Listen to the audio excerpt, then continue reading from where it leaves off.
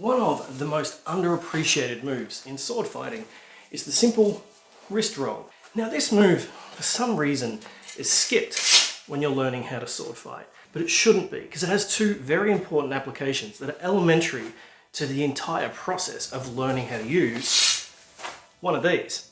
It seems like people just learn this as they go rather than get taught it formally. So rather than that, I'm going to take 5 minutes to teach you how to do it properly, why you should use it, and why I think it's not taught. So first off, so you can see my hand, let me just pull up my sleeves. The move itself is really simple. Let's break it down into 3 steps. First step is you're going to give the blade just a little bit of momentum and let it drop, like this. Now I've done something really important here. I am barely holding onto the blade. And there's a very important reason for that. If I try to hammer grip, hold the thing really tight, and I try to let it go vertical, what happens to my hand? My structure, my form, as it's called in sword fighting, gets completely uncoordinated. That blade can get knocked out of my hand easily. I really can't do anything without trying to engage my shoulder to force the blade out of that position. So you have to let your hand go loose. And that is going to be really important shortly. Now the second part of this is making sure the cross guard is out of the way of your wrist. If I just let it drop, it's going to go into my wrist. So you want to tilt your arm a little so it goes past it. Practice by giving just a bit more momentum, and then a bit more, and then a bit more, until it basically comes vertical again. And maybe hits your Hallberg sleeve if you happen to have one.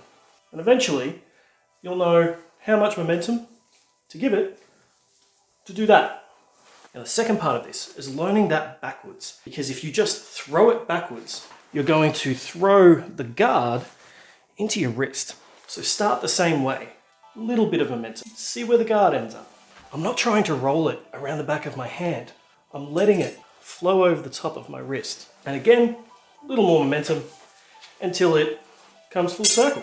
So the move itself is pretty easy. Give it momentum, make sure the guard is clear, bring it back up. So why is it important? Well, one, it teaches you not to hammer grip the entire time. If you hold the sword too tight when you're training or moving, cutting, you're going to tense up your arm. You're not going to have as much control over the blade as what you think you will, and you'll fatigue yourself very quickly. Doing this teaches you to go with the flow of the blade. And in the middle of training, you need to learn how the sword moves and how you move to bring it back under control. For example, if I stab at an opponent and they knock the blade down, I've seen a lot of new people not know what to do there. Whereas if you're used to that move, knocking it down just brings it into another shot. Their blade is down, your blade is up, you get the shot. And if they knock it in the other direction, same deal. Same works for defense. If somebody is attacking your head, you can just block it. It's not the best option, but you can definitely block it. But that's created a static stop in the middle of the fight. Whereas if you just knock it, deflect it off to the side, and keep that blade going, well then, you just got him. It creates more of a flow in training. You strike, they deflect, you strike. They strike, you deflect, you strike. But as simple of a move as this is, it takes practice. And you can really practice with anything. It doesn't have to be a sword. Let's go with a larp blade. Here's one I prepared earlier. Practicing can be hard, especially if you train your offside. So let's do a training exercise. 20 rolls forward. And the reason I say 20 rolls is because you're learning to open and close your hand at the right time.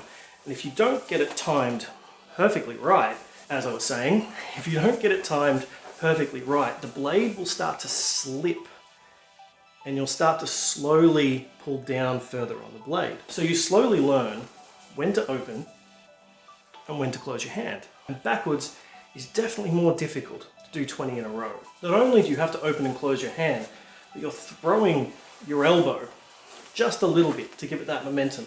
Because if you don't, it just comes straight back at you after a few shots. Now, it goes without saying, but don't do this with sharps. One slip and you've sliced yourself, or someone that's walking behind you. Always train with blunts or appropriate training weapons. Now, why is such a simple maneuver that teaches you how to grip a sword properly, how to go with the flow of combat, of training, not taught? I think it comes down to a few things. One is I've never seen it in a manual. And that's not to say there isn't a manual that has that, but it doesn't seem to be common. And number two, on the surface it seems like a superfluous move, but it's really not. The amount of advantages rolling the wrist can give you in the middle of training or in the middle of a sword fight is innumerable.